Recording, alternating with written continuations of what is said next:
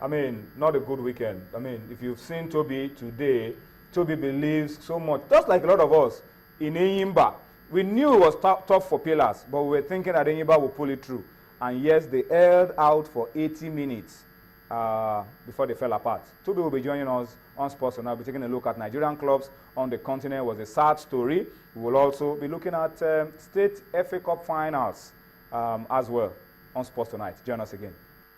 All right, thank you for joining us. It's time for us to move on Sports Tonight. Let me introduce to you Toby Adepoju.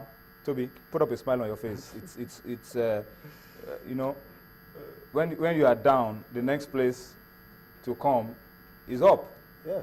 I don't think it can get, I mean, worse than it is for Nigerian clubs in terms of our performance on the continent.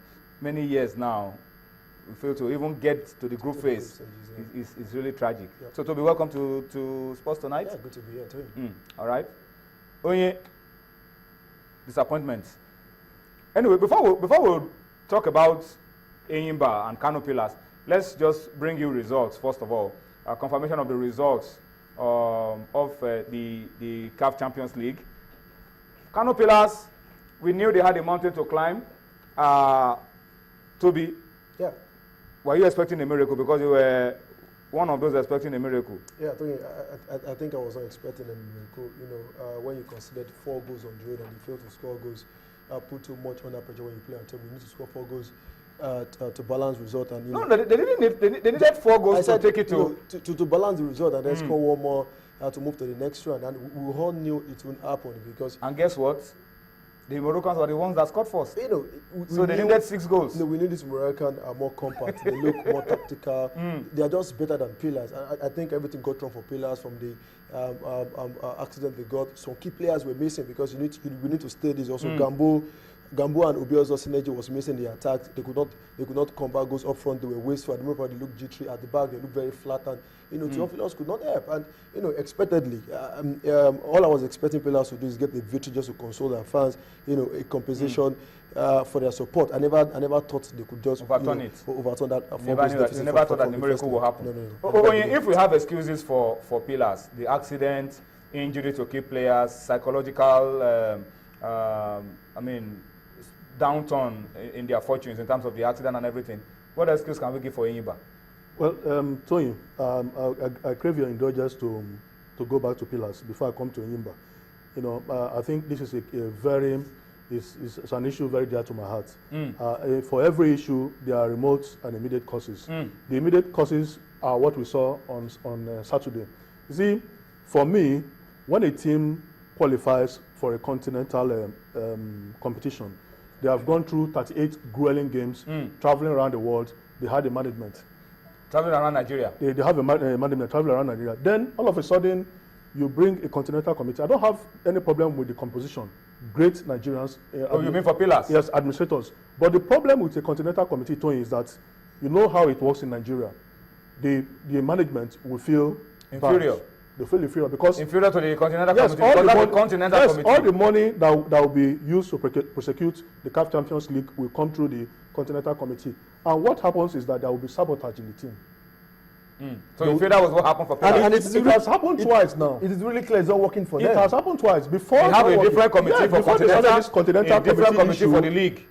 Pillars got to the semi-final. Remember, they played Heartland. They didn't have a continental committee. There was no continental committee.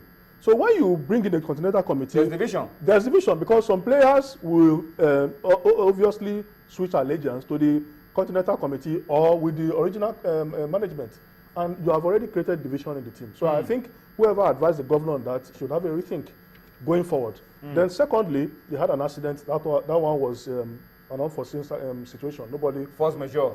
Then Obiozo, who scored 4 goals in the preseason and was the arrowhead of the team's attack. You allowed him to go based on a contractual disagreement. I think they shouldn't have allowed him to go, knowing fully well that Gambo Mohammed was already injured during that robbery attack.